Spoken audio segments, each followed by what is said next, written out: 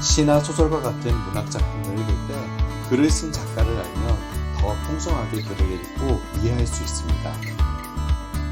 작품 안에 작가의 성격, 생각, 배경, 지식, 문체 등이 그대로 드러나기 때문이죠.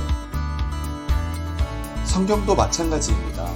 성경의 저자는 물론 하나님이시지만 하나님께서는 40여 명의 사람들을 통해 성경을 기록하게 하셨습니다.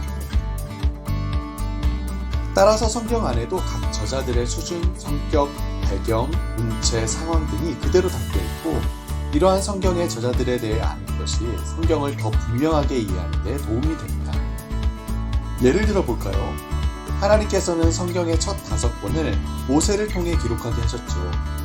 그래서 창세기, 출애굽기, 레위기, 민수기, 신명기 이 5권을 가리켜 모세오경이라고 부릅니다. 모세가 태어난 당시 이스라엘 사람은 모두가 이집트의 노예로 하루 종일 고된 노동을 해야 했지만 하나님께서는 모세가 이집트 공주의 아들로 입양되도록 하셨죠. 따라서 모세는 당시 거대한 제국이었던 이집트의 최고로 발달한 학문을 배울 수 있었습니다. 하지만 하나님께서는 모세가 이집트 왕궁에서 이집트 사람들과 자라면서도 그의 어머니를 유모로 두게 하셔서 이스라엘 사람으로서의 정체성과 하나님을 믿는 신앙을 배우게 하셨죠. 이러한 모든 영향들을 통해 모세는 성경의 첫 5권을 잘 기록할 수 있었던 것입니다. 이처럼 하나님께서는 모세의 모든 자라온 환경과 상황을 인도하시고 또 이를 사용하셔서 성경을 기록하게 하신 것이죠. 이번에는 신약 성경을 예로 들어볼까요?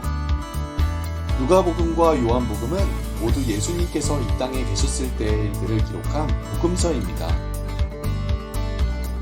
하지만 두 책은 같은 예수님의 이야기를 하면서도 많은 부분이 다르죠. 누가의 직업은 의사였습니다. 또 누가는 예수님을 가까이 따랐던 예수님의 12제자들 중 하나가 아니라 예수님의 십자가와 부활 사건 이후 바울이 전도 여행을 다닐 때 함께했던 사람입니다. 따라서 누가는 성경을 기록할 때 예수님에 대한 여러 증인들과 수많은 증거 자료를 꼼꼼히 수집한 후 직업적 특성을 살려 자세히 검토하고 살펴 꼼꼼히 차례대로 기록했습니다.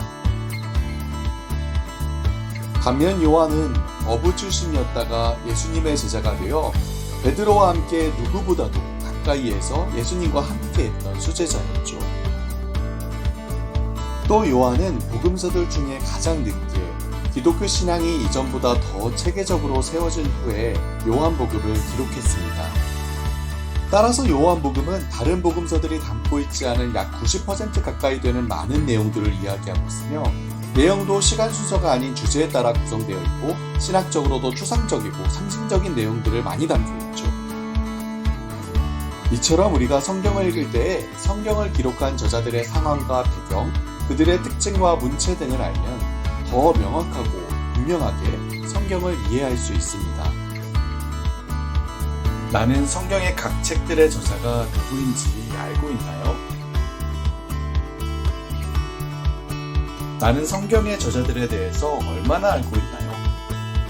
성경의 저자들을 알기 위해 어떻게 해야 할까요?